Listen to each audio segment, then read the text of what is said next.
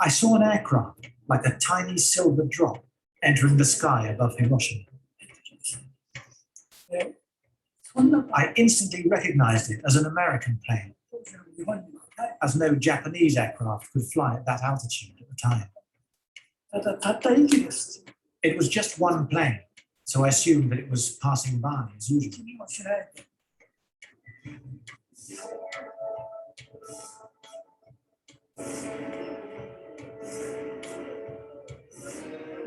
And I was counting. 1, 2, 3. I was wiping the desktop. That was when the bomb was dropped.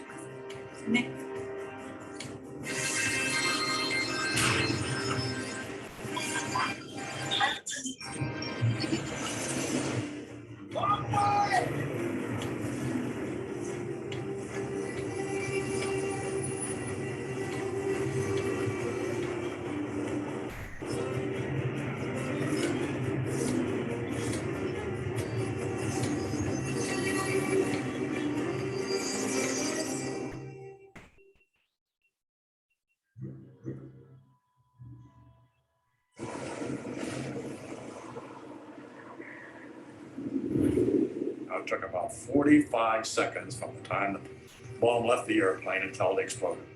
And I think there wasn't a man in the airplane that wasn't either timing it with his watch or counting or doing something. I was sure the bomb was a dud. I was sure it wasn't going to work.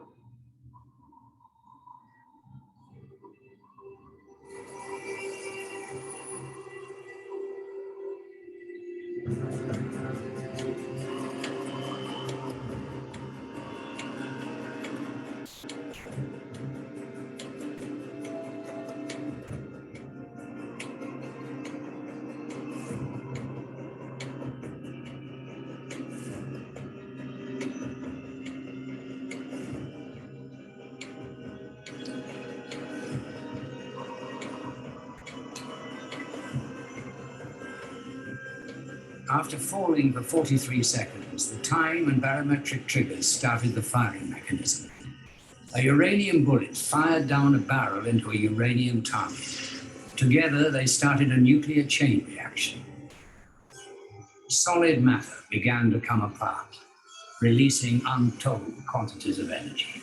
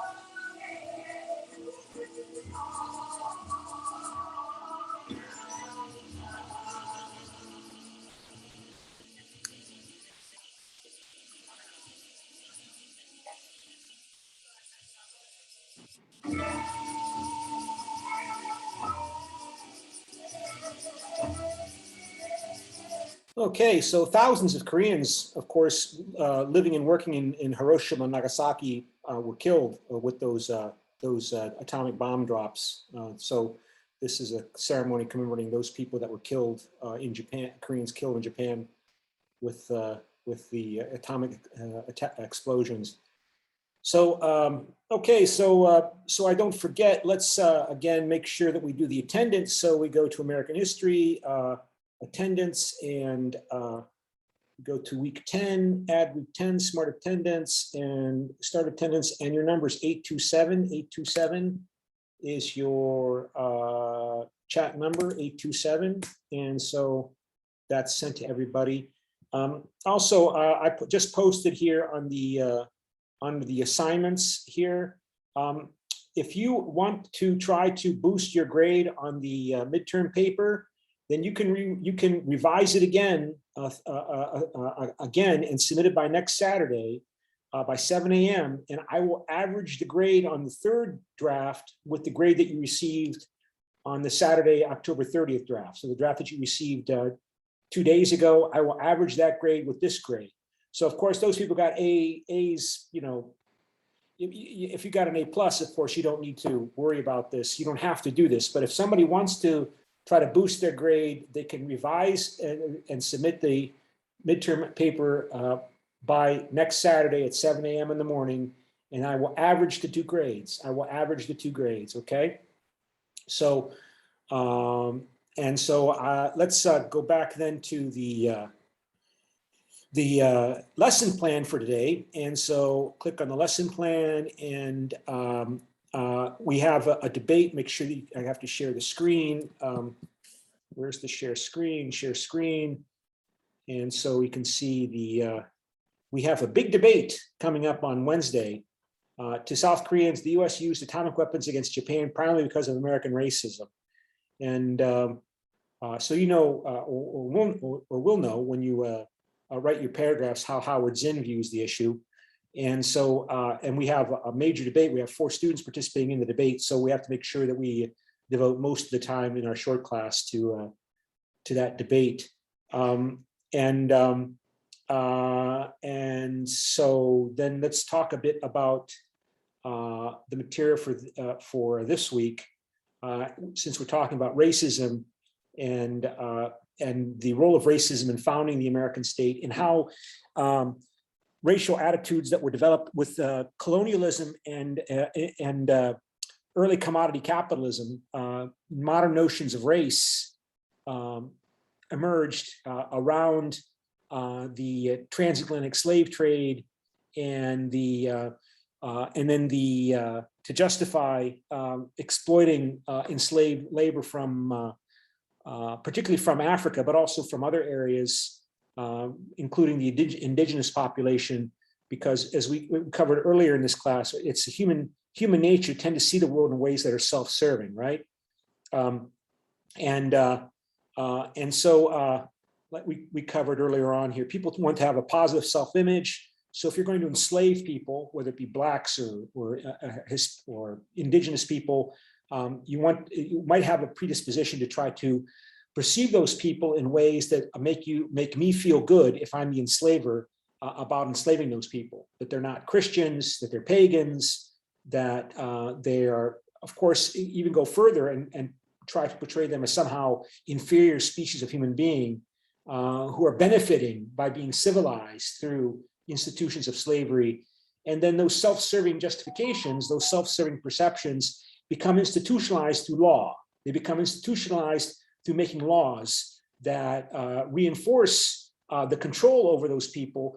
And it's human nature, as covered in my my theoretical background in this book, that people tend to assume that which is in the law is good, that what is legal is good and what is illegal is bad. So if laws emerge, for example, the color codes in the United States in the 17th century forbidding blacks and white peoples from intermarrying, or punishing black people more for crimes than white people, I'm likely to see that as normal and right, and see those people that are subject to that kind of discrimination as deserving of that discrimination, and that I deserve to be in a superior position as a member of the white group. So, and so the question is, did that legacy of racism that was at the foundation of not just the United States, but all imperialism in North and South America, in Australia, in New Zealand, in Africa and elsewhere. Is that important or necessary to know to explain why, for example, that the United States used the atomic bomb on Japan? One of the claims of Howard Zinn, of course, is that the United States didn't have to drop the atomic bombs on Hiroshima and Nagasaki, that Japan was a defeated power. It was just a matter of waiting for them to get around to surrendering. The United States had other options, for example, putting a blockade on Japan. But Howard Zinn wants to emphasize that the United States was willing to sacrifice many Japanese children and women and men who are not military people who are living in Hiroshima and Nagasaki, knowing that lots of civilians would be killed, lots of children would die by dropping those bombs. And of course, the standard American response is that it was either drop the bombs or invade Japan, that the United States was preparing to invade Japan under Operation Coronet, it was called. I think maybe I didn't have that site ready to go, but if we go to Wikipedia and I type in Operation Coronet, that this was the plan to prepare to invade Japan. And oh, I thought it was U.S. invasion. And let me see what was called. All right, Operation Downfall. For some reason, I thought it was Coronet. So this was Operation Downfall. This was the operation the U.S. was preparing to invade Japan. And the casualty figures, well, Operation Coronet was one of those operations, Operation Olympic, and so on, Operation Downfall. That this was all part of the effort to prepare to invade Japan. And the casualties would have been probably amazing. I mean, for the American side, like they were estimating at least a million American casualties. Casualties means killed and wounded. How many of that million would be dead? I don't know. But in World War II, up to 400,000 Americans died in World War II. So there would have been at least that number of American casualties, maybe up to 1 million, if they had to actually invade Japan and occupy Tokyo through invasion. And so dropping the bombs on Hiroshima and Nagasaki was a way by which to make the Japanese surrender. And here you see Hiroshima and Nagasaki down here, and end the war as quickly as possible. Sure, 200, 300,000 Japanese would die from those atomic bomb drops, but that's a lot less than would have died if the United States had to invade Japan. The Americans would have used artillery, they would have used air power, they would have just tried to sweep away any opposition. And it was not only to save American lives, it saved Japanese lives. And supposedly the claim was, we saw how the Japanese would have resisted when the United States occupied Okinawa in this area, that the Guadalcanal, the resistance of the Japanese here was to the last person. The people would fight to the death. And so in this little island in Okinawa, can you imagine what would have happened if the Americans had actually had to fight to occupy Japan? And so that's the typical response or justification for dropping the bombs. And the Americans dropped the bomb on Hiroshima, and the Japanese didn't surrender. And then 3 days later, they dropped the bomb on Nagasaki. And Howard Zinn does not mention something in the book that I knew from the book. I knew from my history classes when I was a student at Ohio State, that after the United States dropped the first bomb on Hiroshima, the Japanese War Committee that consisted of the emperor and his ministers that governed Japan during the World War II had 7 members on it, and 6 ministers and the emperor Hirohito, and that the emperor never voted except to break a tie. When that committee met, that Imperial War Council met, that the emperor did not vote except to break a tie, and no, I'm sorry, it was 6 members, the 6 members. So there was 5 ministers and the emperor. And after the bomb was dropped on Hiroshima, I was told that the council voted 3-2 not to surrender, for Japan not to surrender, because the emperor didn't vote except to break a tie. So it was after the dropping of the bomb on Hiroshima, the Imperial War Council met and voted 3-2 not to surrender to the Americans. Then the Americans dropped a second bomb on Nagasaki, and this time one of the members on the War Council abstained from voting. So it resulted in a tie vote of 2-2, 2 in favor of surrender, 2 of continuing to fight. And it was at that time that Hirohito, the emperor, then voted to break the tie in favor of accepting American surrender terms, which included unconditional surrender, except not removing the emperor. The emperor would not be removed. The Americans acquiesced to not removing Hirohito, and certainly not putting him on trial for war crimes in terms of what Japan was doing in Asia and elsewhere in the 1930s and 40s. And Zinn doesn't mention that in his book. Now, I know this from my college professor at Ohio State when I took a World War II history class under McMurray. Williamson McMurray was the professor, and he's a well-known professor in military history. I think he's retired now, but he publishes a lot. And I haven't investigated further. That's what McMurray told us 40 years ago, almost 40 years ago, in my World War II history class at Ohio State University. But it's interesting that Zinn doesn't mention it at all, I think I recall, in his book. Zinn references that individual I mentioned to some of you, Gar Alpowitz. Gar Alpowitz is one of these new left theorists who emerged in the 1960s, along with Howard Zinn, to become much more popular as college professors and intellectuals to try to explain what was going on in Vietnam and in the history leading up to Vietnam. So let me see if I can find, Gar Alperovitz has built an entire career arguing that the Americans dropped the bombs on Japan in order to intimidate the Soviet Union, that the Americans were already thinking about the nature of the world after Japan finally surrendered, and that he has built an entire academic career arguing that the United States dropped the bombs on Japan primarily to show Stalin the power and determination of the United States to impose its will in Asia and in the world. That the United States did not have to drop the bomb, but the United States wanted to drop the bombs because they spent all this money and resources in developing this weapon, and they wanted to use them, and they did it because they wanted to intimidate Stalin in the Soviet Union.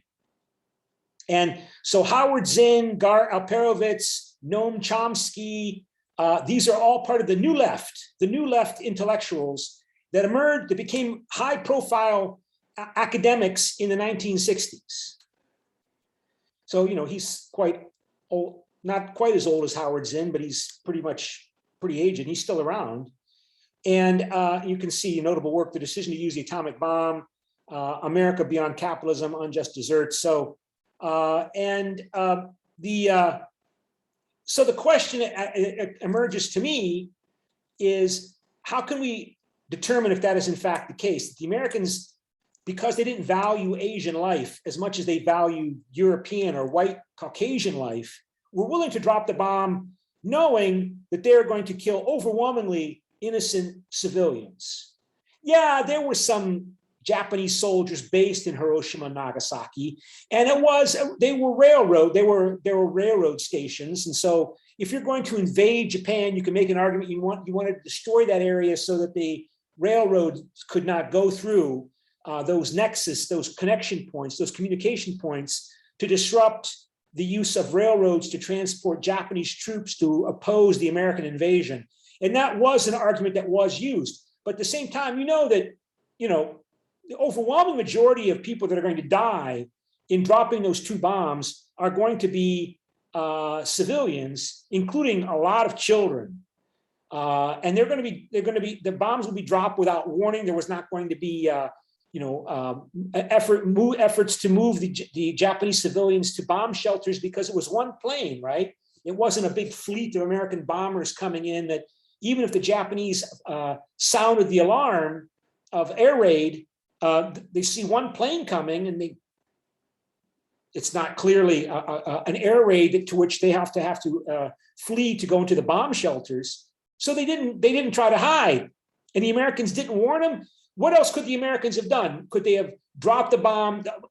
For example, he has made the argument, I think, and others, or at least others, the Americans could have dropped the atomic bomb on Mount Fuji outside of Tokyo and just showed the Japanese, look what we have. We've got this bomb. We dropped this one bomb on your famous sacred Mount Fuji outside Japan so everybody can see it. And if you don't surrender, we're going to start dropping it on the cities. But the Americans didn't do that. They just dropped it on the cities.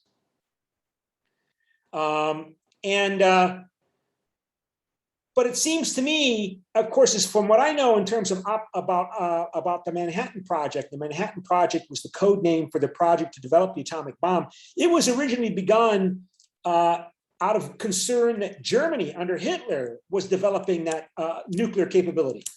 And Albert Einstein, one of the famous scientists, German Jewish scientists who fled Germany with the rise of fascism, wrote a letter to the American president, Franklin Delano Roosevelt, advocating the Americans should try to develop this nuclear technology into a weapon because the concern was that the Germans under Hitler would develop the weapon.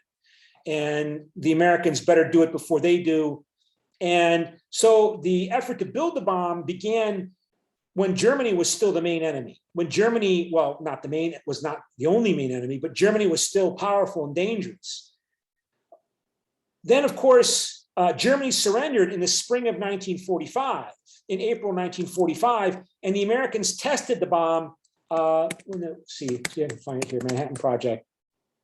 Tested the first product of the bomb in, I think it was New Mexico, on July 16, 1945, the Trinity test in New Mexico. So this is May, June, 3 months after the Germans had surrendered.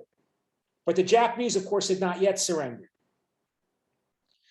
So the question comes to mind, what if the Germans had not yet been defeated? Would the Americans have dropped the bomb on Berlin if they had, for example, developed a bomb by 1944 or 1943, and the war is going on, American soldiers are dying in Europe as well as fighting in Asia? Would the Americans have dropped the bomb on Germany if they had developed the bomb before Germany surrendered? And we never really know. Of course, the implicit argument or inference from the argument of people like Gar Alperovitz or Howard Zinn is that, no, the Americans would not have dropped that bomb on Europeans like the Germans, because the Germans are white and the Japanese are not considered white. And I don't know. I mean, I wouldn't want to underestimate the power of hate. As I said, the American soldiers are being killed by German soldiers as the Americans invade Western Europe in 1944. In July of 1944, the Americans a year earlier had landed on Normandy in Operation Overlord. And so we won't really know what would have happened if the Americans had the bomb, say, at a much earlier time. Would they have dropped the bomb on Germany to try to end the war a year earlier, let us say? So yeah, this is Operation Overlord, and avoided thousands of American casualties as well as other people dying. I, wouldn't underestimate the power of hate. Certainly if it was going to save American lives. Do you really think the Americans would not have dropped the atomic bomb on a German city? If maybe try to kill Hitler or the Nazi leadership. I don't know, but of course the bomb was developed and only finished after 3 months after Germany had surrendered. But of course, Japan is still in the fight, although of course everyone knows that Japan is going to lose sooner or later. And oh, by the way, today is I just read in the newspaper today. Today is the 50th anniversary of the dropping of the explosion of the largest nuclear weapon in world history, the Tsar Bomba, the Tsar's bomb, and this was detonated in 1961, 50 years ago today, by the Soviet Union, with an explosion that was the equivalent of 60 million tons of dynamite, 60 megatons, 60 million tons of dynamite. And the Hiroshima bomb, this bomb, was only 20,000 tons of dynamite, 20 kilotons, 20,000 tons. This one was 60 million tons. And the Americans, according to the New York Times report that I was reading today, John F. Kennedy was president of the United States at the time, and John F. Kennedy was encouraged to, or was suggested to him that the Americans should respond to the Soviet detonation by exploding their own bomb, their own super bomb beyond the Soviet bomb. And the Americans had plans to develop and detonate a bomb that was 1,000 megatons, so 1,000 million tons of dynamite. And John F. Kennedy said, no, this is getting extreme. We don't need to do this anymore. And we should promise not to do it. And hopefully the Soviets will stop as well. And so John F. Kennedy was the president of the United States. And I'm looking for the news report here. I don't know if I can find it. I read it this morning about John F. Kennedy simply announced that from now on, the Americans would stop testing nuclear bombs above ground, and that from now on, any American nuclear tests would occur under the ground, and that this is and so the Americans did not detonate 1,000 million ton megaton, 1,000 megaton bomb, and began detonating their bombs only underground, which they continued to do until 1991, and then they stopped. And the Soviet Union also agreed. There was not a treaty agreement, there was not a negotiation between the Soviet Union and the United States, between Kennedy and Khrushchev, who was president of the United States at the time. But the Soviets simply responded in kind that they also then, after Kennedy's announcement let me see if I can find it like this. Tsar Bomba. Here's the news report. The Tsar Bomba, that Kennedy simply announced that from now on, the Americans would only test their bombs in underground explosions, and the Soviets agreed to do so as well. And but rather than go ahead and develop further Dr. Wallerstein quoted Edward Teller, who was one of these German Jewish scientists who came to the United States. He played a big role in the Manhattan Project, a main architect of a hydrogen bomb, the H-bomb, as announcing at a 1954 meeting of the Atomic Energy Commission that his laboratory was working on 2 super bomb designs. One would be 1,000 megatons, or 20 times as powerful as the planet shaker the Soviets would come to detonate in 1961. The other would be 10,000 megatons, or 20 times as destructive. And so, again, this is more of a topic for the US foreign policy course, that John F. Kennedy was not really an intense Cold Warrior the way his vice president, Lyndon Johnson, was. He saw complexity in the Soviet Union, in the foreign policymaking process of the Soviet Union. He thought we could negotiate with the Soviet Union as a consequence. And he made this initiative that ended nuclear testing above ground that produced these kind of pictures like the Tsar Bomba that I just showed you, that shocked the world in terms of their destructive capability. And And then, of course, just a few months later, Kennedy was assassinated in 1963, and he was replaced with John F. Kennedy. His vice president, Lyndon Johnson. And Lyndon Johnson was much more of a Cold Warrior than John F. Kennedy, listening actually to the Harvard and MIT professors that were also intense Cold Warriors that saw a diabolical enemy in the Soviet Union and made the commitment of the US to send soldiers, the army, to fight in Vietnam. And so this is the 50th anniversary of the detonation of the biggest nuclear weapon bomb in man-made explosion in history. So back to the question of racism. How much did racism play a role in that? And so that sets the stage for our discussion, our debate that we'll have on Wednesday. And let me go back to the lesson plan. And of course, there was evidence of anti-Asian racism emerged long before dropping of the atomic bomb on Japan, if that is indeed evidence of racism, anti-Asian racism. As I mentioned to you in some of our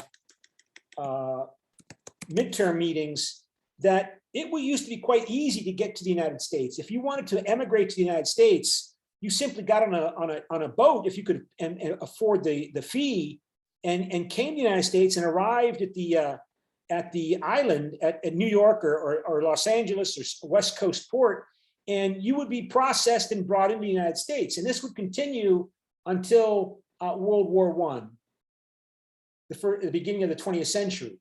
And but there are exceptions. There was the first effort policy adopted by the United States government to limit immigration against, not Europeans, of course, it was against Chinese. So it was the Chinese Exclusion Act, was United States federal law adopted, signed by Chester Arthur on May 6, 1882, prohibiting all immigration of Chinese laborers, building on the earlier Page Act of 1875, which banned Chinese women from migrating to the United States. The Chinese Exclusion Act was the first and remains the only law to have been implemented to prevent all members of a specific ethnic or national group from immigrating to the United States. So keep in mind, those Chinese immigrants played an important role from the middle of the 19th century, for example, in building the Transcontinental Railroad.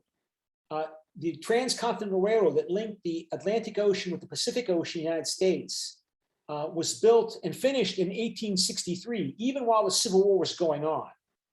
And Chinese laborers were brought in from China by the thousands to help build that road. So this was one of the first major transcontinental infrastructure projects in the American history, and Chinese laborers brought over from China to work played a critically important role in building that railroad. And then you see this move to restrict Chinese immigration. And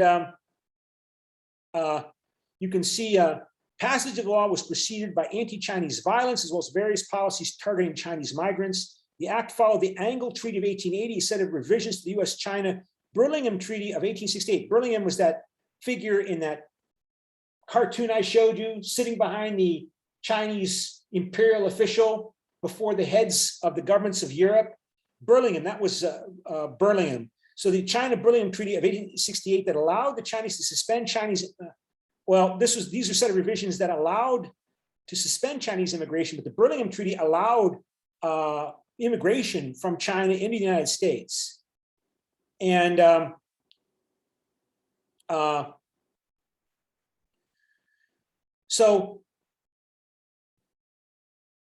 and keep in mind, like I said earlier, law is important, including treaty laws, for a lot of reasons, including the fact that it's human nature to expect or to think that that which is adopted as formal legal law must be true and good. Even if the law is evil, people will tend to assume that something that is in the law is right, is ethically moral, is ethically correct. So when you pass laws that ban a specific community of people like the Chinese from immigrating, you're sending a signal. The government was sending a signal to the American people that these people are Chinese immigrants are not worthy of equal treatment with white people. They would continue to bring in Europeans until the restrictions on immigrations in the 1920s. And then this restriction on Chinese and Asian immigration was not ended until 1965. Again, during the Cold War, under Lyndon Johnson administration, as part of America's liberal reforms domestically, partly to appeal to global public opinion in the Cold War against Soviet propaganda that America is fundamentally inherently racist. So you can see the stereotypes and images in the popular press. See kicking out the Chinese, ugly pictures, Uncle Sam. This is the kind of material that appeared in American media at the time. Chinese workers building the Transcontinental Railroad, building that railroad that was such an important part of America's economic development. Anti-Chinese wall cartoon, again, highlighting how even getting Black people involved in anti-Chinese sentiment. Satire, of course. Irish were despised by British people living in America, seen as because they're Catholic, inheriting the anti-Irish sentiment from anti-Catholic Irish sentiment in Britain, all being mobilized against the Chinese. And there you see someone that looks like Uncle Sam, the metaphor for the United States.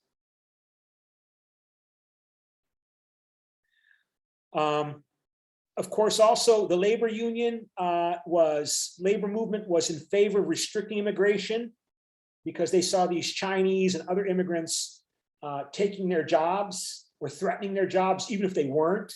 They still were perceived in that way. So Chinese Exclusion Convention opens fight in defense of American labor. More stereotypes. The only one banned out. So it's not as if this was done in secret. Everybody knew, who read the newspapers, that Chinese were being singled out. It wasn't a secret that people were not really aware of. It was publicly discussed and debated, and they were aware of it. The world, all of American public opinion was aware of this, and it still happened.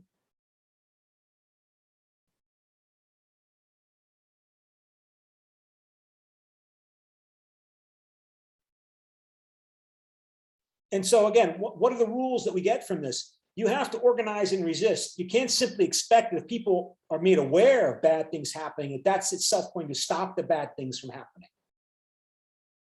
You have to organize and fight and resist. And that's highlighted in some of your midterm papers that Howard Zinn wants to, one of you wrote in one of your midterm papers that Howard Zinn wants to highlight the history of resistance. And so he's going to use that as his lens, as his cartography map. Yeah, he doesn't talk about the Japanese Imperial Council, right? But he wants to talk about resistance to American policies, because American policies are often founded upon colonial capitalist, primitive accumulation, imperialism, and colonialism.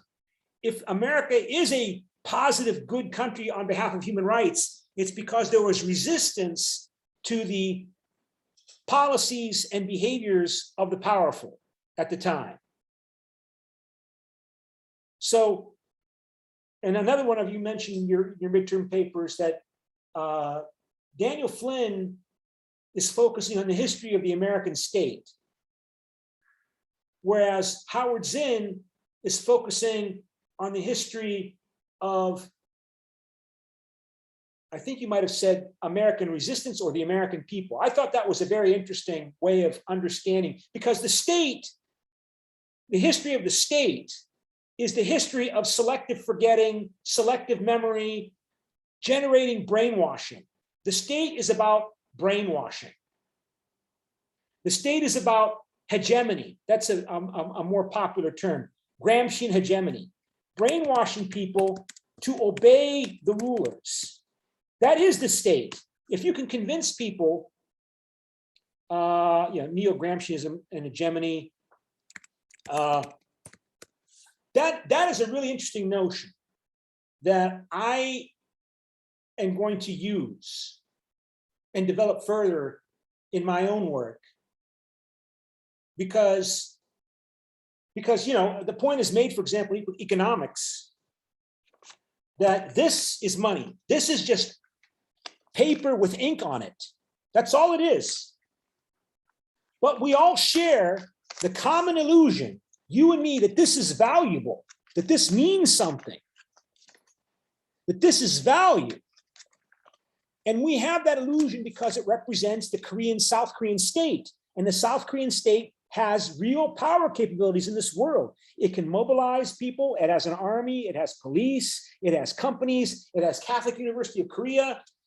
It is a real abstraction that people, lots and lots of people believe exists and respond to and form their own decisions and behavior policies and their own decisions of behavior on the basis of that shared illusion. So the state, history of the state is the creation of that shared illusion and the evolution of that shared illusion. And one way we create that shared illusion is by incentives. Believe and act the way I want you to believe and act, and I'll give you money. Believe and act the way I want you to act, or I'll hurt you. I will teach you in the public school system the way you should understand history and make you into good Korean citizens or American citizens or Belgian citizens. That is what a state does. That is what studying the history of the state. How do you come up with this common shared illusion of the state, and this is its representation? I mean, this is just paper. There's no gold backing this up until 1971, right? Technically, according to the Bretton Woods system, the United States until 1971 guaranteed anybody in the whole world who had dollars that they could take this money and then go to the United States and say, give me the value of this $20 in gold. So gold was the foundation for this. But that's 50 years ago. That was ended by Nixon, President Nixon in August 1971. So these are now called fiat currencies. Fiat means it's just paper backed up by the credibility of the United States government or backed up by the credibility of the South Korean government. It's just paper with ink that we all believe signifies the power and reality in of South Korea as an abstraction with real significance in my life and in your life. So studying the history of the state is studying the creation of that commonly shared illusion. So, and you can shape people's understandings and perceptions through law. Because as I mentioned, when you adopt laws, people tend to assume that those laws are right and good, even if they are not. And so if you're going to try to change the world and make it better and promote human rights, you might have to engage in civil disobedience. You might have to break the law if the laws are wrong, if the laws are bad, if the laws are in fact immoral or unethical. And you will read about that in the 1950s and 60s as, for example, the civil disobedience movement to give Black people genuine political equality in the American political system through the civil rights legislation in the 1960s. But that was a result of sympathetic Lyndon Johnson, but he could not have done it on his own as president unless there was mass political support in the form of a social movement that often broke the law in the American South that legalized Jim Crow and segregation. And so you know about these cases probably from your lessons in class about how, for example, Rosa Parks, the African-American activist, broke the law in the city of Montgomery, Alabama, because it was in the law of the city of Montgomery, Alabama, that if a Black person is on a bus and a white person gets on the bus and there are no open seats on that bus, the black person has to get up off the seat and give the seat to the white person. It was part of the law. It was the law of Montgomery. And she broke the law. And this was controversial because wasn't the law adopted through democratic government? It's always been the case, of course, that black people and white people should keep their own separate distance from each other. It's been that way forever, for, you know, just natural. Black people have their own world and we have our own world among white people. And resistance, the history of resistance. So, okay, so, and so this, again, the first law limiting immigration was against Asians, Chinese. And of course, later, of course, the United States would sign treaties with Korea and in the 1880s. And the, let me see if I can find it here. Yeah, here's the Wikipedia page for the US expedition to Korea that forced Korea to open up its ports to American trade, involved violence, but it did lead to a treaty that was signed by the United States in 1882 with Korea that allowed American missionaries to come into Korea, and I think the Chinese encouraged the Chinese Emperor Royal Court encouraged the Korean court to make this agreement with the Americans as a way to try to counterbalance pressure from Japan and Russia in that area. So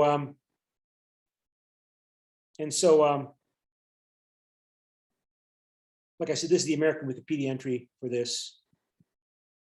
And as a result of this treaty, there was a movement of Korean immigrants into the United States as well. So Koreans began to move into Hawaii to work on the agricultural plantations in Hawaii, on the sugar and pineapple plantations in the Treaty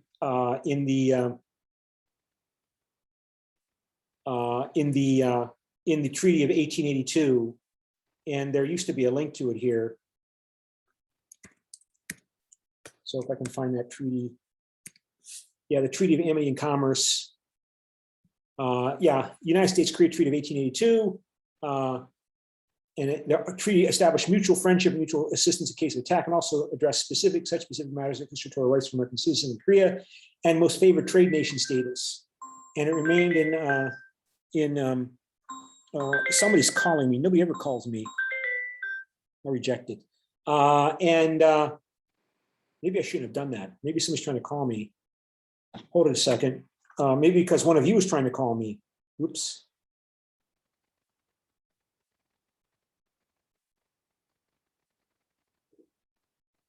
여보세요.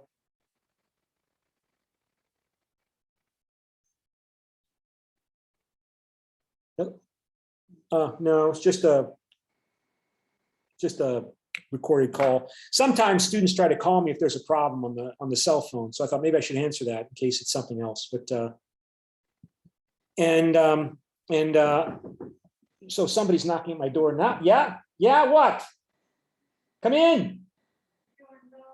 Okay, I think somebody, come on in. Okay, 감사합니다. Yeah, I think somebody's dropping off my shoes that I ordered through Coupang. 감사합니다. Yeah, sorry about that. All right, so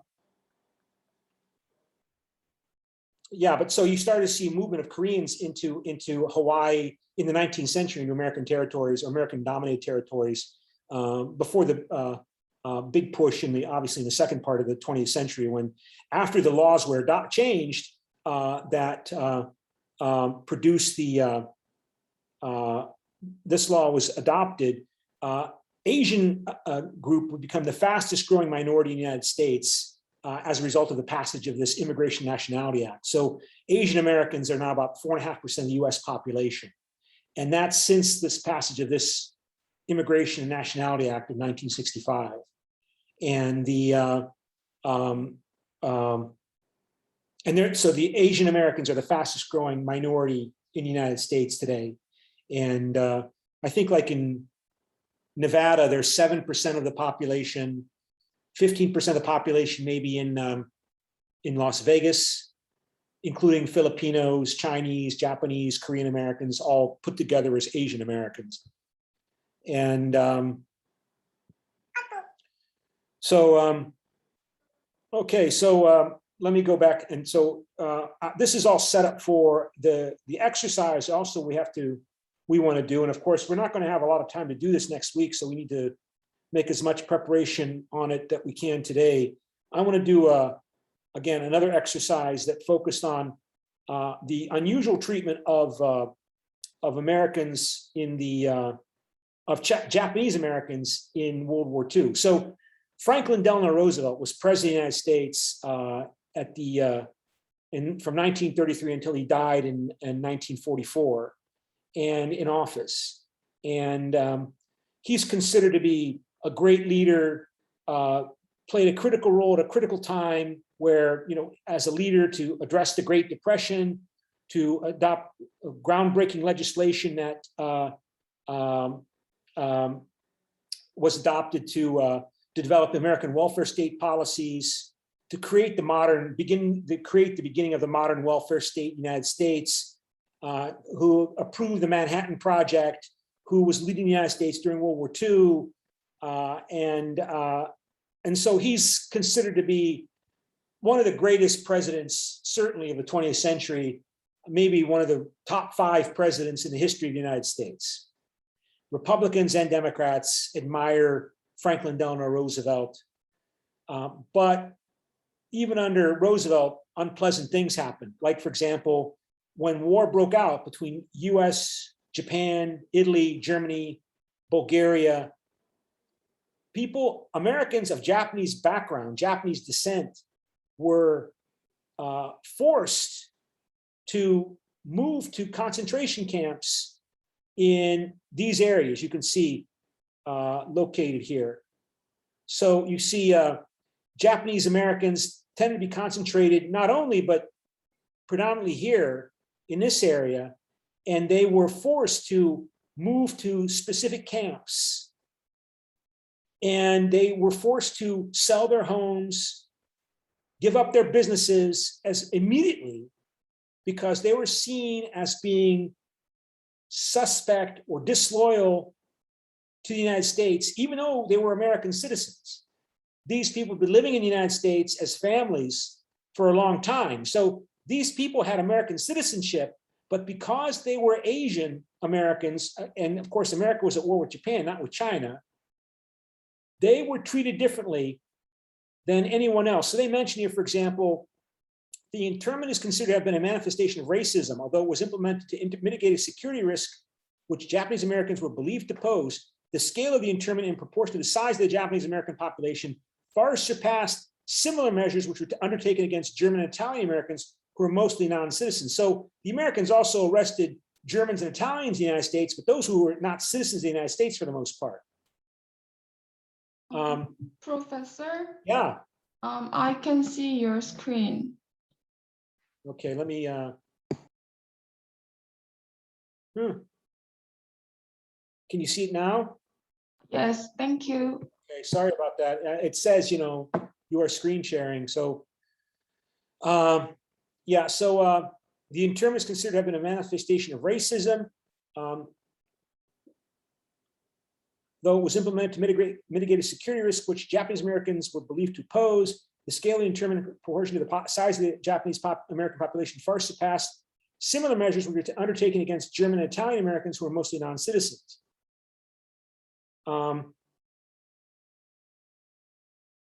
California defined anyone with 1/16 or more Japanese lineage as a person who should be interned. So anybody who had like a great-grandparent or more would be considered Japanese American. I mean, that's straight out of racism. 1/16, that's more than a great, I mean, I have 4 grandparents, 8 great-grandparents, 16 great-great-grandparents. So if I have one of my great-great-grandparents is Japanese, I could be interned under this program. Carl Benedetson, the architect of the program, went so far as to say that anyone with one drop of Japanese blood qualified. Franklin Roosevelt authorized Executive Order 9066, issued 2 months after Pearl Harbor, which allowed regional military commanders to designate military areas from which all or any persons may be excluded. So all Japanese Americans were authorized to be forced to leave Alaska, and all Japanese Americans were forced to leave California, parts of Oregon, Washington, and Arizona, because the concern was that Japan might invade those areas.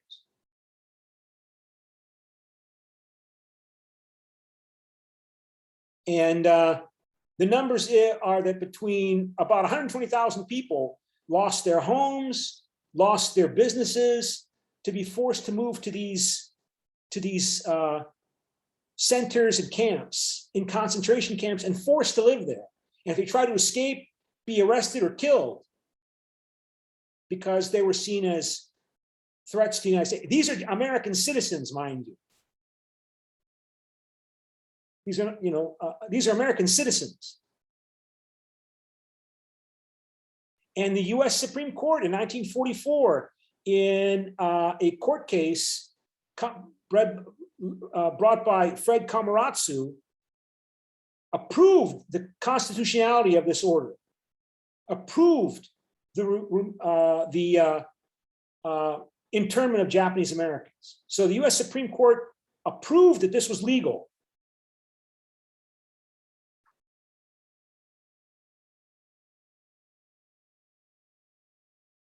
And then, I remember in the 1980s, under mounting pressure from the Japanese American Citizens League. So here you have a non-governmental organization and seeking compensation for this violation of human rights. And redress organizations, President Jimmy Carter opened an investigation to determine whether the decision to put Japanese Americans into concentration camps had been justified by the government. He appointed a commission on wartime relocation and internment of civilians to investigate the camps. In 1983, the commission's report, Personal Justice Denied, found little evidence of Japanese disloyalty at the time and concluded that the incarceration had been the product of racism. It recommended the government pay reparations to the internees. In 1988, President Ronald Reagan signed into law the Civil Liberties Act of 1988, which officially apologized for the internment on behalf of the US government and authorized the payment of $20,000, equivalent to $44,000 in today's money, to each former internee who was still alive when the act was passed. The legislation admitted the government actions were based on race prejudice, war hysteria, and failure of political leadership. By 1990, the US government eventually dispersed more than $1.6 billion, which is about, well, in today's money, $3.5 billion in reparations to 82,219 Japanese Americans who had been interned. So our exercise we're going to do today is to follow up further on this, because it wasn't, the Americans didn't only intern Japanese Americans. The US government did not intern only these people. The US government also interned Japanese people living in Brazil, in Paraguay, in Peru, in other countries in South America. The American government demanded that the government of Peru and these governments of Brazil arrest their Japanese citizens, not American citizens, their citizens, and send them to the United States, where they would be held on American territory as prisoners. They're not even in the United States. These are people in, as I mentioned, in Latin American countries. And after this was approved, there was an effort made to consider the reparations towards those people, those Japanese, Peruvian, and others. It says here, right? In addition to imprisoning those of Japanese descent in the US, the US also interned Japanese and Germans, Italians deported from Latin America. 13 Latin American countries, Bolivia, Colombia, Costa Rica, Dominican Republic, Ecuador, El Salvador, Guatemala, Haiti, Honduras, Mexico, Nicaragua, Panama, and Peru, cooperated with the US by apprehending, detaining, and deporting to the US 2,264 Japanese Latin American citizens and permanent residents of Japanese ancestry. So these people lost their homes, they lost their businesses. They're not even Americans. They're living in these countries as citizens of these countries, and the Americans demanded these countries hand over these people to the United States. And there was an effort made that continued in 2008 until 2010. Barack Obama was president, and the Democrats controlled the US Congress. And there was an effort made to consider reparations for those Japanese Latin Americans of Japanese descent who were forced and sent to the United States, to give them reparations as well. So that is the setting for our next exercise. And we're going to hold congressional hearings. Of course, that effort to develop those reparations for Japanese Latin Americans of Japanese descent, ended after the Republicans won control of part of the Congress in 2010. And it has never gone anywhere since in terms of pursuing further this issue. And of course, Joe Biden came in 2020 with the Democrats, getting control of both houses of Congress for the first time since 2010.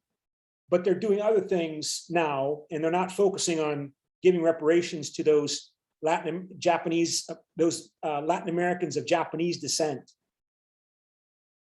So we're going to imagine that the Democratic Congress is going to pursue those issues. So I'm going to send you all a file.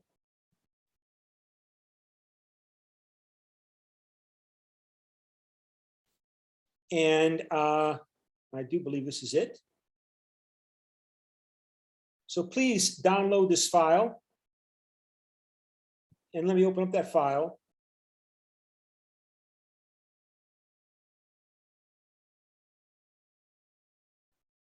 And let me share the screen.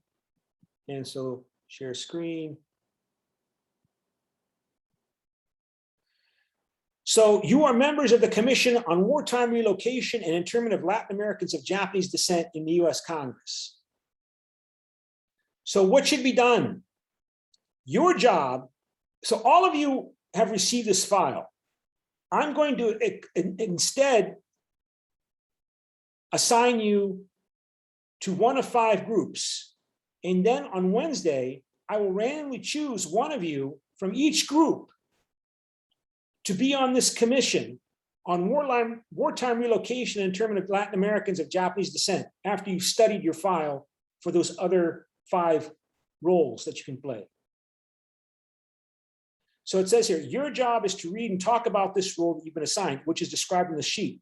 Decide as a group whether you will read the whole sheet out loud or quietly to yourself as individuals. When you are finished reading, discuss whether you think, staying in your role, that Japanese Latin American abduction, internment, and displacement were just or unjust. Come up with specific reasons for why or why not. Then discuss whether the Japanese Latin Americans should receive redress, like reparations. Redress means to set something right or to repair something. Reparations means the repairing or restoring of something. Why or why not? What specific redress is most appropriate? This can be a combination of options. The options are as follows. You cannot decide not to give redress or reparations to Japanese Latin Americans. US government could apologize only.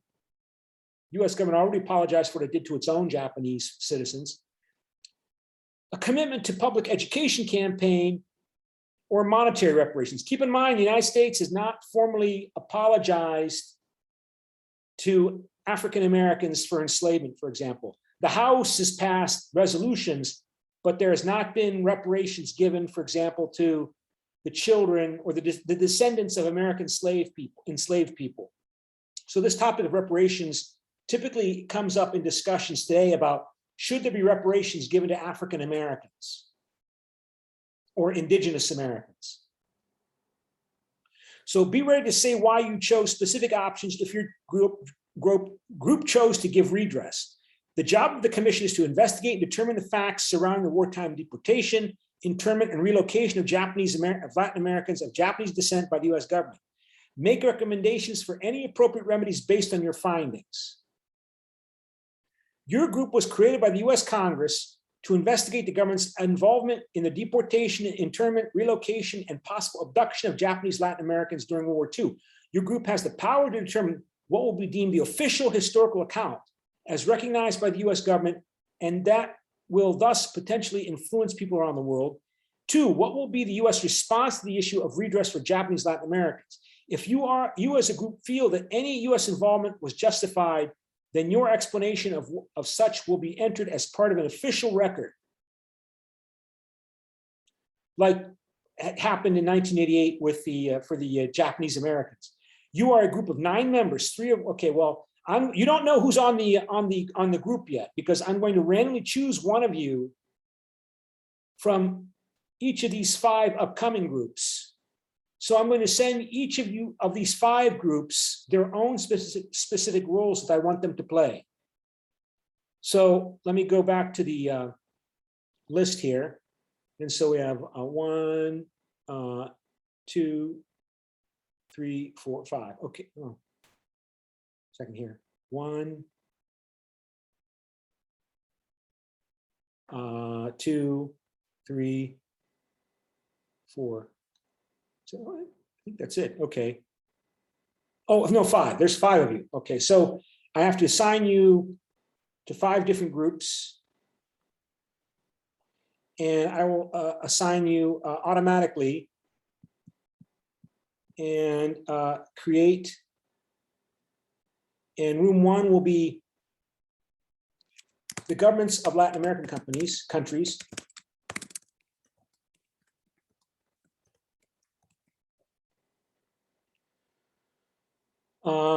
Room 2 will be CUK Yamamoto.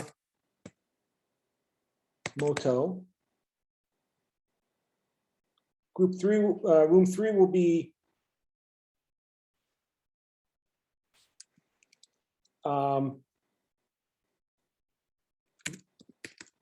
vegetable growers.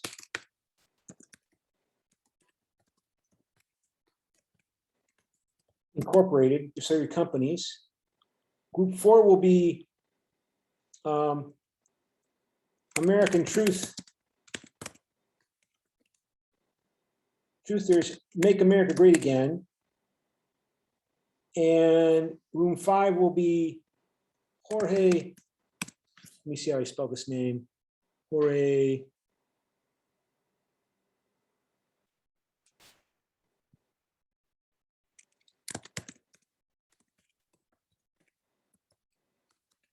Cordal. Okay. And so those are your groups. So please join those rooms.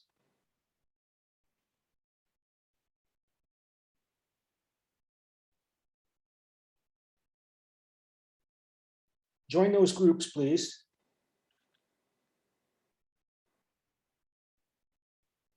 And I'm going to send each of these 5 groups a specific file. Although I will post all 5 of the files on the Cyber Campus site so that you can read each other's files if you want to. So let me join the group. And so I will join us here and chat. And so you are governments of Latin America. So then I go to here. All right. So please download this file. There's your file. Okay, so I'm now going to leave this group.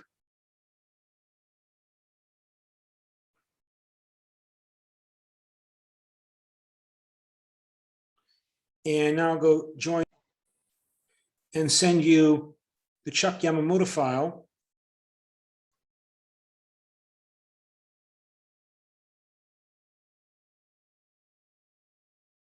So please download the file and go back to vegetable growers, join the vegetable growers group, and send you the vegetable growers file. So please download that file. And then go to American Truthers group. And let me send you that file.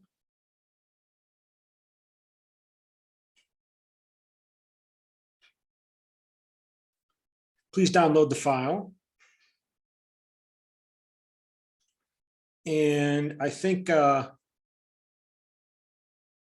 resend? Okay, if not, I'll just send it again. Join and send Jorge Shimabukuro this file.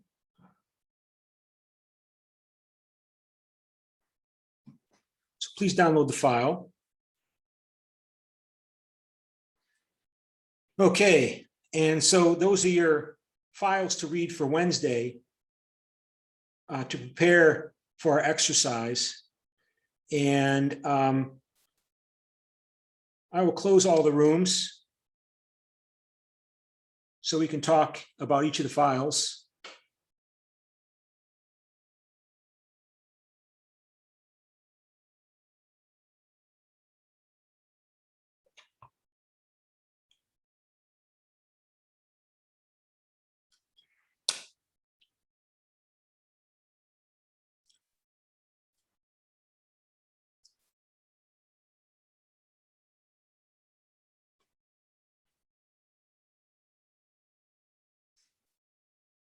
So let me open up.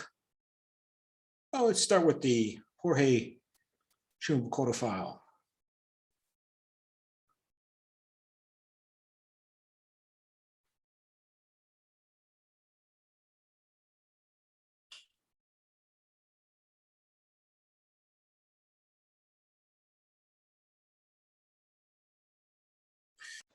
Here's an example of what these files look like.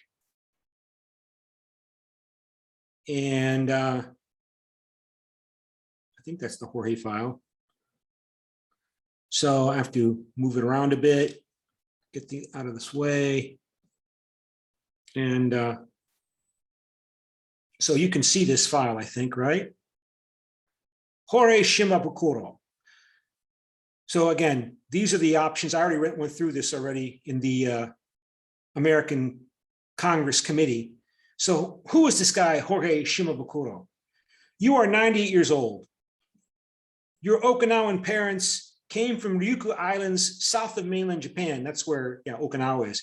In 1879, the Japanese government had taken over the islands and put the people under Japanese control, but refused to give them rights as citizens. Your parents, hoping to start a new life, had migrated to Peru in 1900. You were born in Peru in 1922. Peru was always your first home, but your parents also told you to always remember that you are an Okinawan, native of your island, and that no one can tell you different. You married your Okinawan Peruvian sweetheart in 1940 when you were 18 years old. You were happy together. You were a farmer in Peru, worked hard every day in the field, cultivating land to produce cotton. Then, as World War II began, racism against Japanese people increased. When Peruvians saw people of Japanese descent, they would often shout, "Chino macaco," which was a derogatory term that meant dirty Chinese. They didn't even know the difference between Okinawans and Japanese and Chinese people, you thought. To them, you were all crazy spies and couldn't be trusted. On May 15th, 1940, your home was destroyed in a race riot that lasted for 2 long days. People thought to be Japanese were targeted. Hundreds of people were injured and some died as a result, while 620 businesses and houses were destroyed. And wouldn't you know that more than 500 of those belonged to Okinawan people, not mainland Japanese? Yours was one of them. With the help of neighbors and friends, you and your wife rebuilt a home while many others became homeless. When Pearl Harbor was attacked in 1941 and the United States declared war against Japan, the United States sent out a list of Japanese people in Latin America that they said were dangerous. Does this sound like the Americans arresting people around the world because they think they're terrorists and sending them to Guantanamo Bay, Cuba? I guess that might have been the intent of this exercise, but it's not spoken, right? After the September 11, 2001 attacks in the US, the Americans went all over the world looking for so-called terrorists, not just people in Afghanistan or all over the world, right?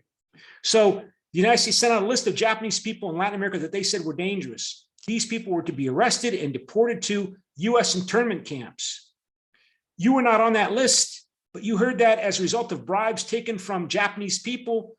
The Peruvian police had started to arrest many people not on the list who could not afford to pay off the local police and other corrupt Peruvian government officials. Supposedly that's what happened in Afghanistan, by the way, when the US invaded in 2001, 2002, they put a bounty, they gave money to anybody who could turn over or give information regarding somebody who they claimed was a terrorist or fighting for the Taliban. And so people would declare to the Americans that their enemy, whoever they were, belonged to, or they would kidnap people and turn them over to the Americans, and the Americans would pay money, even though these people were not really guilty of anything. And the concern is that there are people, a lot of these people went to Guantanamo. Many Okinawans were arrested because they were easy targets since they had not achieved high status in Peruvian society. Finally, in February of 1943, armed men came to arrest you at your home. Your wife was not home. There was no warning. You were put aboard a ship with no explanation. You ended up at a detention camp in Texas called Camp Kennedy. It was fenced in with barbed wire and surrounded by armed US soldiers. Weeks after you got there, married men whose families had come to join them were sent out to another internment camp in Texas, but you were not. You had sent your wife a telegram to get on the deportation ship to join you. She was expecting your first child. You worried that she did not make it in time for the last deportation ship out of Peru. You remained in the detention camp with other men for 2 years. Camp Kennedy closed when World War II ended in 1945. Even then, you still had not heard anything from your wife. The US government now considered you an illegal alien because they still had you.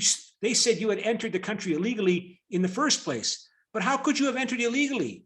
You were kidnapped and forced to enter the United States. Thus, you are now subject to deportation. On top of this, the Peruvian government would not allow any of its Japanese descendants to return. So Peru didn't want to let these people come back. This included you. With nowhere to go, you joined more than 900 Japanese Latin Americans who got on deportation ships, again, this time to Japan. You hoped that your wife would do the same and find you there. You landed in Japan in 1946. This was your first time there and you spoke broken Japanese, but you remembered your parents' gentle stories of Okinawa and found your way all the way to the southern islands. The Ryukyu Islands were devastated from war, having been used by the Japanese government as a site of the bloodiest battle in the history of the Pacific. You found relatives in the village that your parents used to tell you about and settled there with their help. You searched for your wife, but never found her again. You heard years later that many Okinawans and Japanese Peruvians who were left behind in Peru emigrated to Argentina after the war, where racism against Japanese people was thought to be somewhat less. For many years since then, you have lived in silence. You don't know what happened to your wife and child. Now you'll go crazy if you start to think about that now. No one in Okinawa knows what happened to you. The truth is that you miss Peru even after all these years, but there's nothing that can bring back anything you lost, everything you lost. Everything has changed now. So you're going to testify along with the other four groups before the US Congress Committee about what you want or what you think should be done for Japanese Latin Americans. Should they be given reparations? Should the US government apologize? Should there be a commitment to public education campaign and monetary reparations? You know, this is interesting. I mean, this Guantanamo Bay extraordinary rendition of people around the world that the Americans claim were terrorists or suspicious of terrorism. There's a history to that. It's not the first time the Americans have done something like that, according to this exercise. There's a pattern at work here.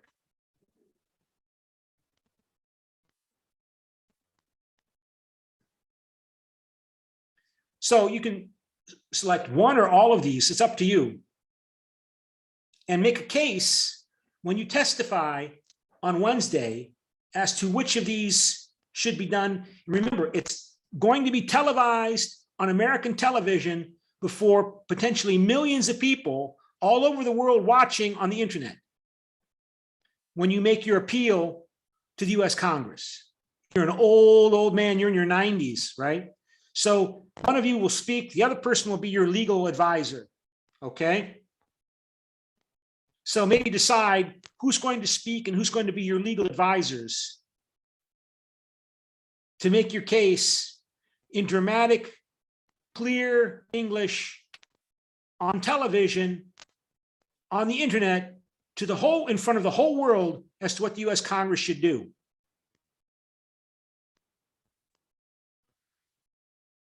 And what about the others? Let's go then to the other files. Let's look at the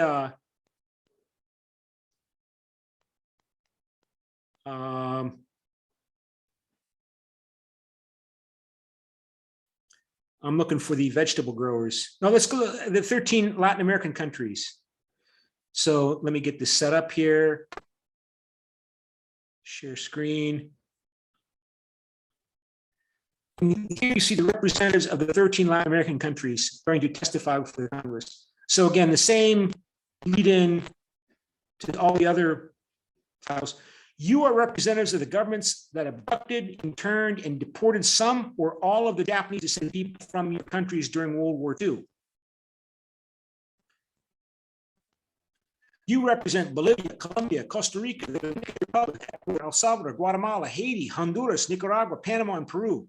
Brazil interned a mass group of Japanese descendants within its own country, but did not send them to the United States. Peru alone sent out 84% of the more than 2,200 total Japanese Latin American men, women, and children that were sent to the United States. The US government orchestrated this mass abduction. In 1941, the US government asked your governments to participate in this crusade to protect the Western Hemisphere from the Japanese enemy. They told you that your participation was essential because the danger was real and immediate. You also read a report that there were large Japanese spy networks, both in the US and South America. The United States said the danger of Japanese invasion was greater on the west coast of South America and Panama. The United States sent you a list of Japanese descendants that they said were dangerous to all of the Americas. This list was called United States Proclaimed List of Blocked Nationals. You were told that they were all potential spies and dangerous to your countries. Yet you had not heard of any criminal charges brought against any of the named people. The US government said that all you had to do was arrest the people on the list and deport them to the United States to be interned. The US was going to pay for everything. They didn't even ask for the commitment from you to take back any of the Japanese once they were shipped out of your countries, even after the war ended. The US planned to send the Japanese from your countries to Japan to be exchanged with Americans held prisoner by Japan in different parts of Asia. You responded quickly to US requests to help secure the hemisphere. Many of you closed down Japanese newspapers, organizations, and schools.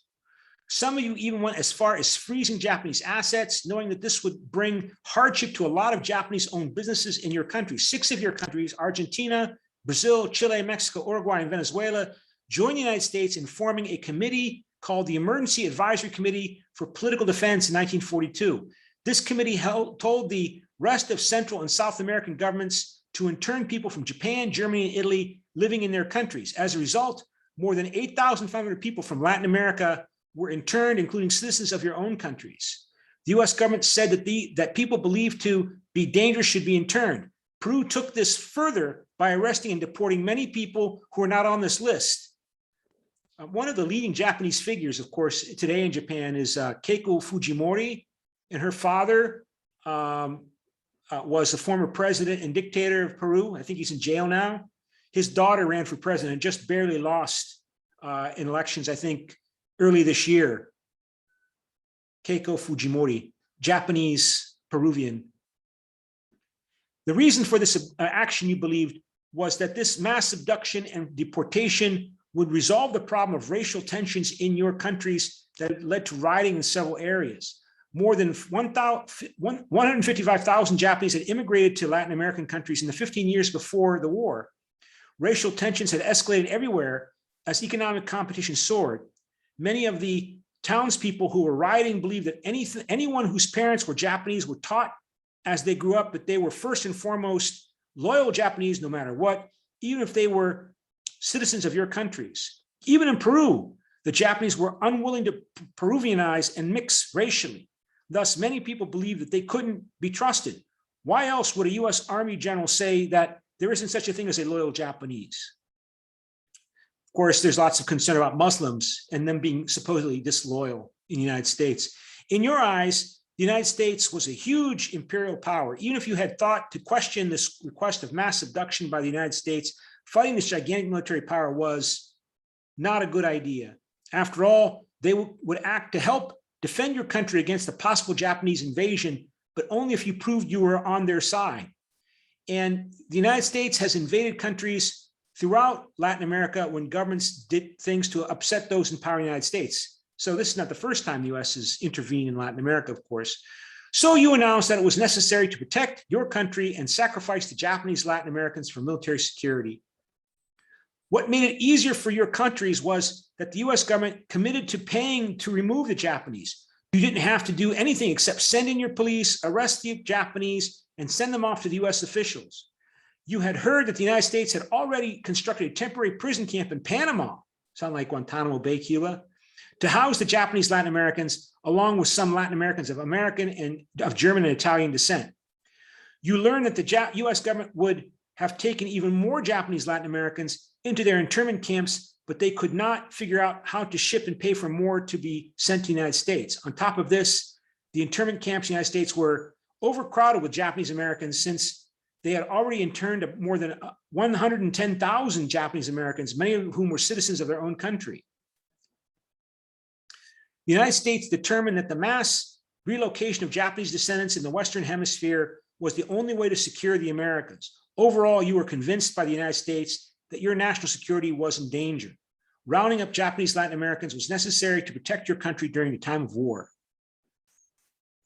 So again, decide what you're going to testify, how you're going to testify on the internet before everybody in the Congress regarding these issues here, regarding these options that you would respond to or suggest or reject. And next, how about vegetable growers?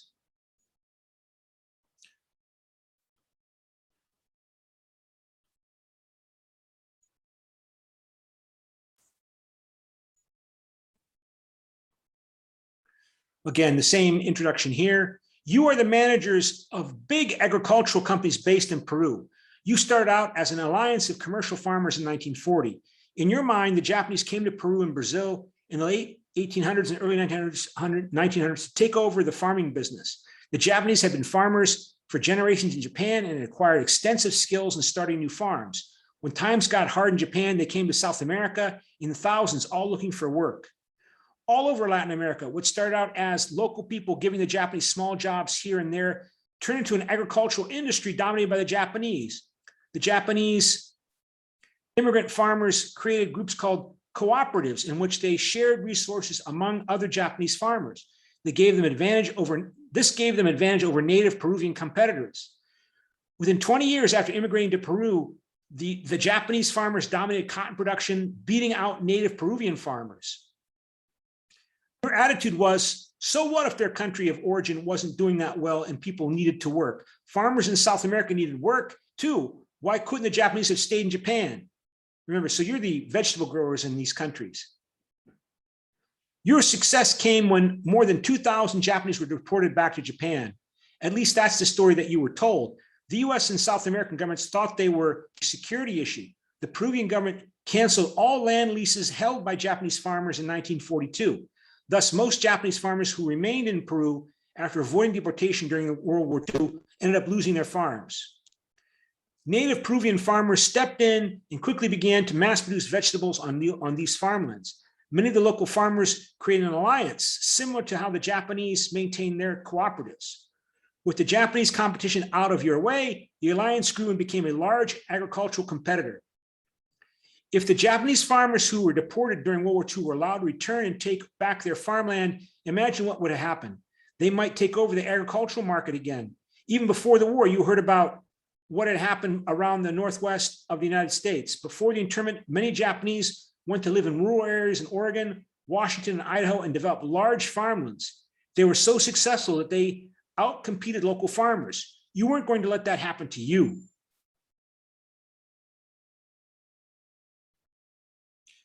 After all, look at what happened in Brazil. Before the war, Japanese farmers rented out land to grow coffee. On top of this, they grew other crops like corn, beans, and other vegetables so that they could use the added profit to buy more land. Their farming business spread all over Brazil. When World War II began, these Japanese farmers in Brazil were arrested and interned. But unlike the other Latin American countries, Brazil let the Japanese stay in the country instead of deporting them to the United States.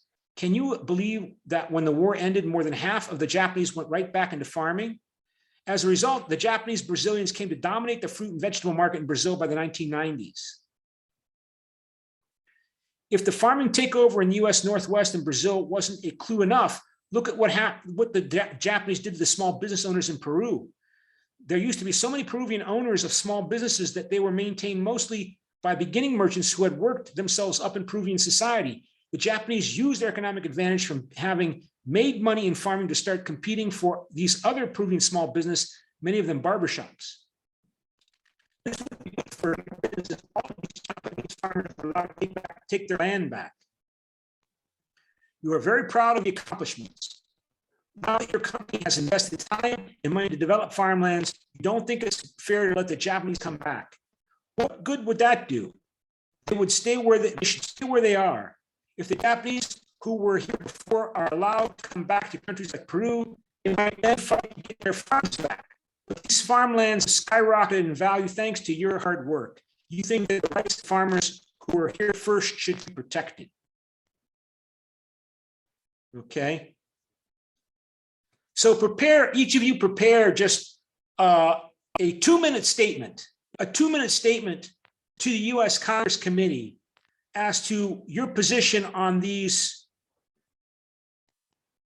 4 possible options.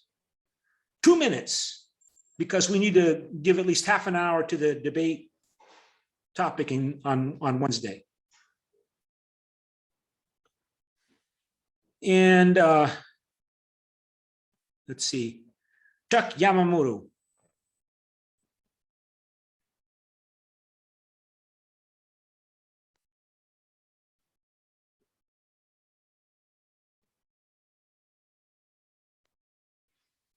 Okay, you are 90 years old.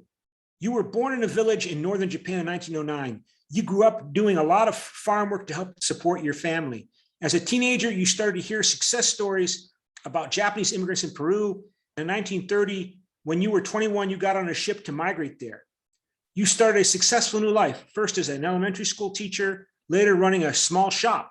You learned Spanish. You married a Peruvian woman and began a family. Peru became what you called your second motherland. In 1941, racism against Japanese people increased in Peru when the United States declared war against Japan. You heard that many people saw Japanese Peruvians as enemy aliens. The US government even circulated a blacklist called the United States Proclaimed List of Bloc Nationals with names of people with Japanese backgrounds the United States thought were dangerous. These people were ordered to be arrested and deported to the United States internment camps. Your name was on it. You had no idea why. There was no way you were going to let anyone deport you. Your wife, a Peruvian citizen, was expecting your 3rd child. With her help, you hid every time the police came to your house. But in January of 1944, 5 armed detectives came while your family sat down for dinner and forced you to leave with them. The detectives took you to a jail cell in Lima, which smelled of urine. No one told you why you had been arrested. US soldiers carrying rifles put you onto a ship. It was then that you finally understood that you were a prisoner of war.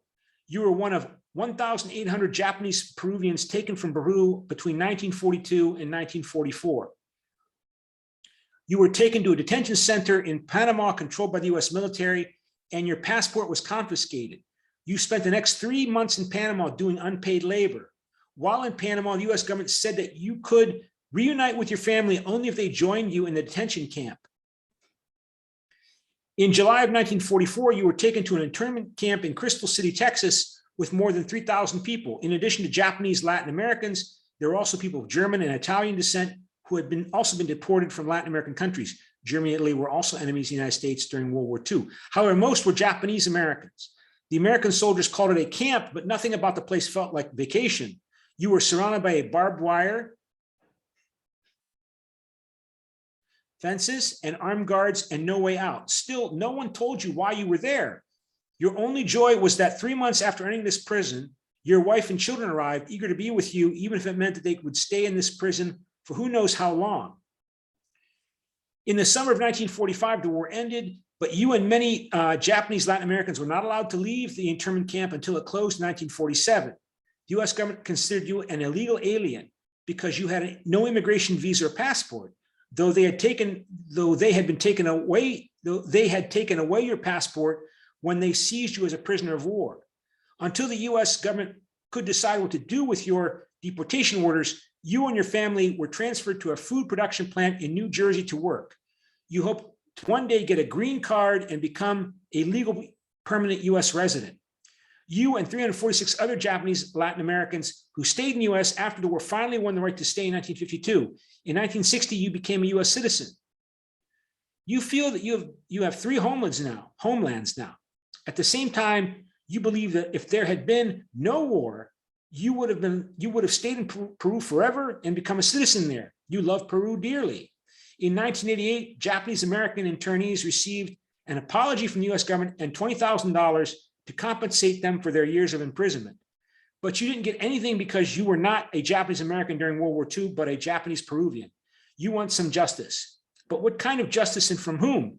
Mostly, you don't want this to happen to anyone ever again. So make sure you prepare your two-minute statement. You have 2 minutes to make a statement to the world as to what you want or request US Congress to do regarding these 4 options.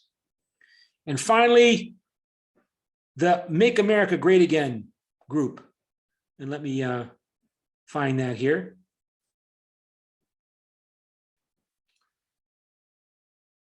And stop share and share screen.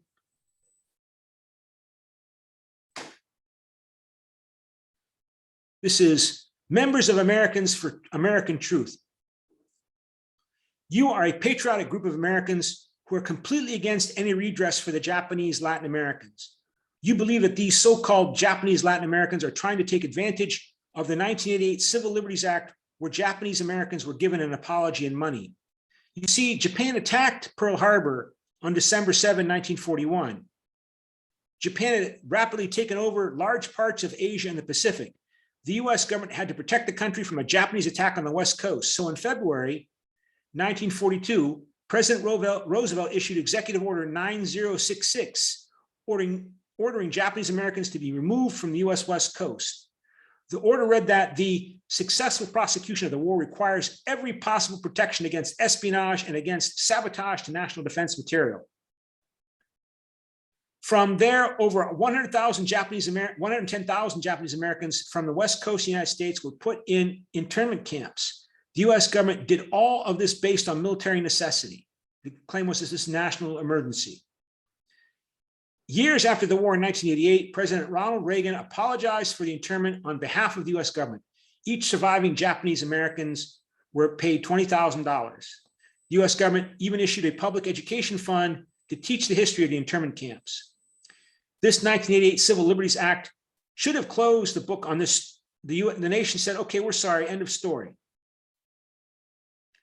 Now, this story about Japanese Latin Americans has surfaced. Supposedly, the United States interned more than 2,200 Japanese Latin Americans in US internment camps with the purpose of exchanging them for Americans held prisoner by Japan. However, if some of these Japanese Latin Americans did not speak Japanese fluently, why would Japan accept them in exchange? Wouldn't they know that many of them were ordinary citizens from Latin America and not Japanese nationals? There are too many loopholes in this story. At best, these are just rumors and not accurate history. History has to have some evidence, and these accusations against the United States government sound more like the result of people trying to get a free ride in the United States and make money doing it. If the US government had helped round up the Japanese in Central and South America, they did it to protect the United States. Look, we were at war. So whatever happened was because the US government was trying to protect its own people. Isn't that what a government is supposed to do? We all know how easy it is to come in from Central America and Central and South America in the United States. Look at all the people hopping the border to get here today. So the US government couldn't have just rounded up potential Japanese spies and enemies on the West Coast of the United States. They also had to grab Japanese Latin Americans before they had a chance to sneak into this country. It was just the smart thing to do. And that's what Donald Trump was claiming, right? That across the border with Mexico, terrorists from other parts of the world were going to come to the United States across that border from Mexico. You think that the movement for redress is really a way from a bunch of Latin American immigrants to get US permanent residency with the hopes of becoming US citizens. Do we really need more unemployed people in this tough economy? You heard that the Japanese Latin Americans who have come forward to say that the US government directed Latin American governments to kidnap and then put them in these internment camps don't have any proof of identification in the first place. That sounds absurd. How can there be no way of proving who they are and where they really came from? That sounds fishy. Whatever happened, it was a long time ago. If the US government evacuated Japanese Latin Americans, they did it for legitimate national security reasons. History called for this government action. In fact, at the time, the US Supreme Court even upheld Executive Order 9066, Komaratsu, right, versus the United States, that case. In interning the Japanese Americans. What are we supposed to do? Put the Supreme Court in the 1940s on trial too? It was the right and just thing to do at the time. Giving redress is absurd, okay? So communicate with each other in your groups, decide who's going to speak or how you're going to use your 2 minutes. How are you going to use your 2 minutes, okay? And then we'll take questions. I will choose one person from each group to speak. And that reminds me that I should take a picture of who is in the groups so that I can reassign them at the beginning of the class. And I will randomly choose, I don't know who's going to be in it, but I will randomly choose one of you three to be on the committee, the congressional committee.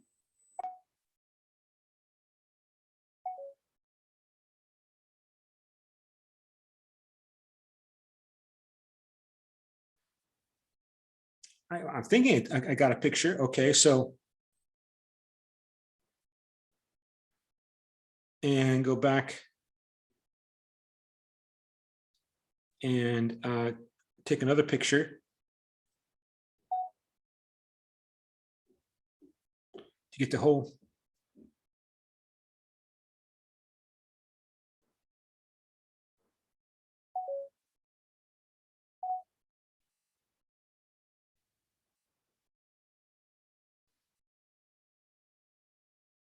Okay.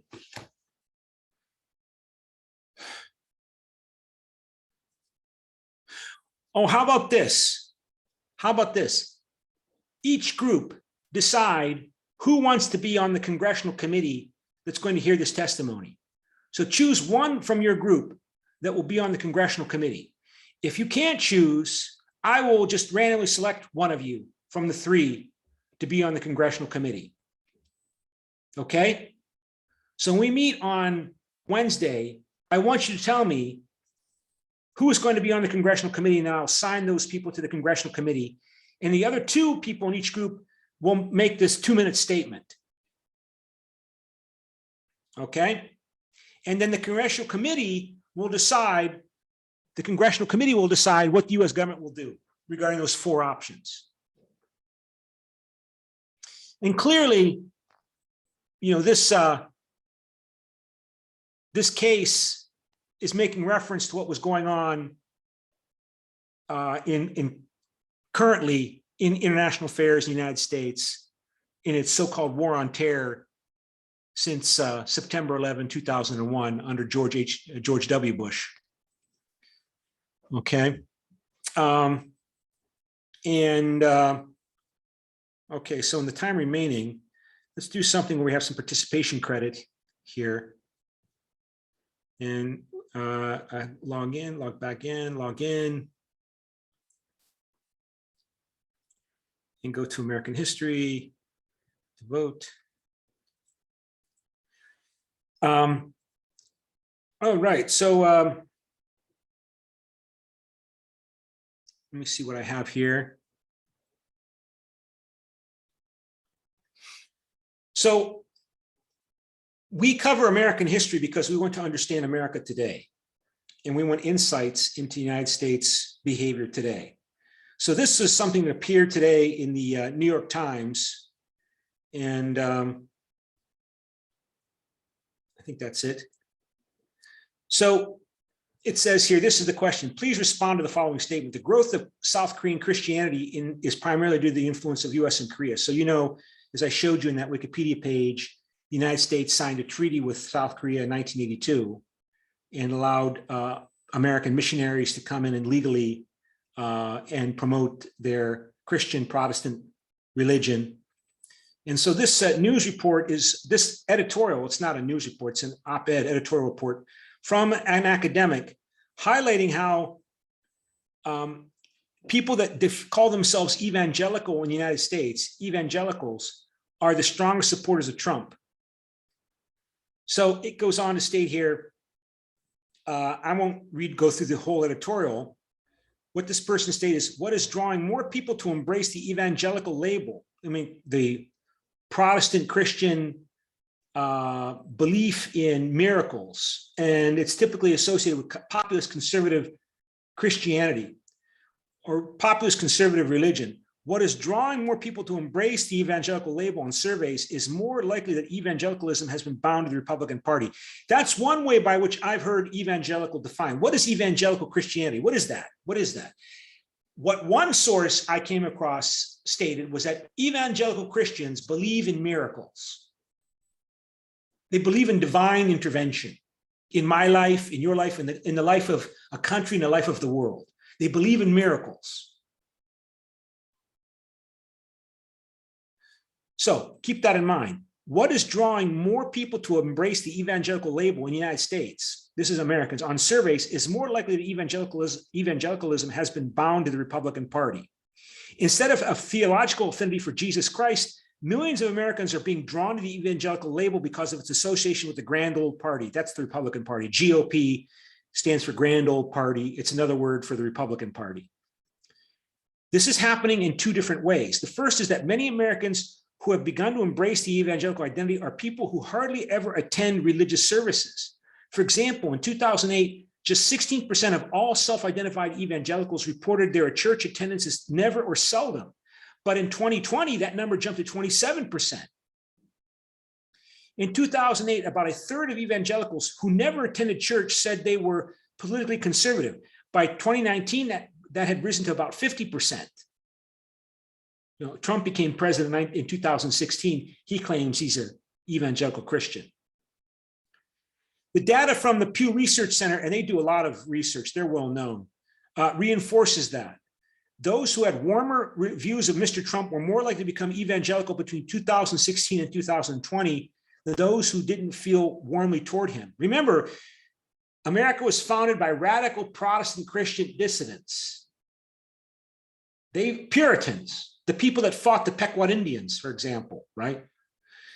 The evidence points in one direction. For many Americans, to be a conservative Republican is to be an evangelical Christian, regardless of whether you have ever attended a Sunday service. The second factor bolstering evangelicalism on surveys is that more people are embracing the label who have no attachment to Protestant Christianity. For example, the share of Catholics who also identified as evangelicals or born again means you accept Jesus into your heart. rose to 15% in 2018 from 9% in 2008. The same pattern appears with Muslims. In fact, there's evidence that the share of Orthodox Christians, Hindus, and members of the Church of Jesus Christ of Latter-day Saints who identify as evangelical is larger today than it was just 10 years ago, a decade ago. Yet these non-Protestants are embracing the evangelical label for slightly different reasons. Protestants and non-Protestants have a strong affinity for the Republican Party and the policies of Donald Trump, but non-Protestant evangelicals are much more religiously devout. For instance, half of Muslims who attend services at a mosque more than once a week and align with the GOP self-identify as evangelical. Just 20% of Republican Muslims attend mosque once a year. In essence, many Americans are coming to the understanding that to be very religiously engaged and very politically conservative means that they are evangelical, even if they don't believe in the divinity of Jesus Christ. Because Muslims don't believe, Jews don't believe in the divinity of Jesus Christ. So my question to you is, since you're all South Koreans, the growth of South Korean Christianity, something like 1/3 of the population in Korea is either Catholic or Protestant. And the Protestant influence really boosted when the Americans came, and then particularly after the Korean War. So please respond to the following statement. The growth of South Korean Christianity is primarily due to the influence of the US and Korea. And how much time do we have left? And we have 3 minutes, so we don't really have time to divide up into groups. So let me ask you to vote on that topic, just to give you some participation credit today. So vote.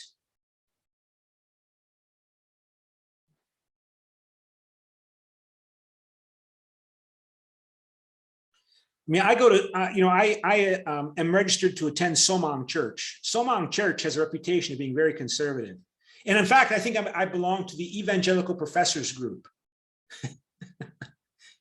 But they're not as right-wing as some people in some Christian moksa in Korea. So everybody voted? Okay. And so some of you mostly agree, some of you neutral, and 2 disagree. Okay, and maybe let's go back to another project. So let me see if I can call this up here. So here's another question. Please respond to the following statement. American social democracy and welfare state policies saved American capitalism. The New Deal under Franklin Delano Roosevelt. You see further development of this program of American social justice policies under Joe Biden, struggling to get something through the US Congress. Oh, I have to screen share again.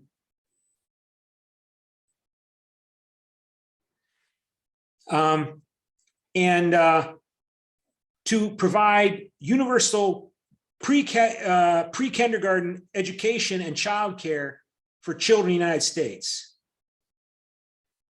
So that's the proposal that Joe Biden is now working to, and the Democrats are trying to get through the Congress, that will probably be voted on Wednesday, our time, Tuesday, US time. For all of the focus on things that didn't make it in the bill, the sheer number of families that are going to have their entire calculus of family of change is really significant, said Elliot Haspel, the author of Crawling Behind America's Child Care Crisis and How to Fix It. If it does go through, it's going to be the first time in history the United States actually has a viable early caring education system. Early childhood education and care was the broadest parent policy to survive the negotiations in Congress that are now undergoing today. The monthly checks parents have been receiving, they've been receiving money since the pandemic to help them deal with the children during the pandemic. But they note that in the United States, people that work in providing childcare, they earn less than workers in 98% of other occupations. So the people that work in preschool, teaching children before they go to kindergarten, people that take care of children in daycare centers, they make less money than 90% of other occupations. So I guess the point I wanted to highlight here is that the state can intervene to try to change prevailing views if necessary in order to make the American or Korean or Chinese or Russian economy function more effectively.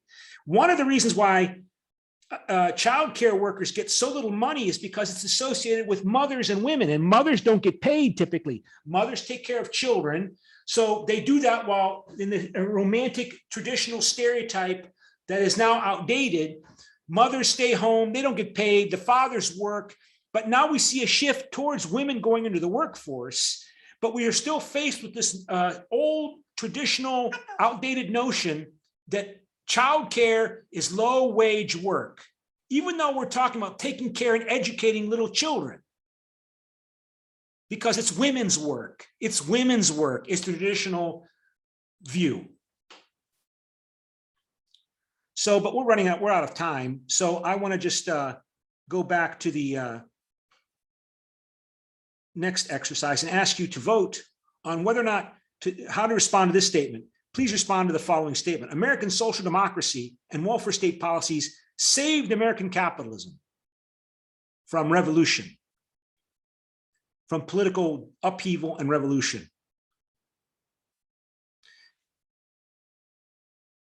I mean, that's the claim made, that basically social democracy is the reason why Karl Marx's prediction of socialist revolution never happened, the welfare state. Okay, that's it for today. Any questions? If not, bye.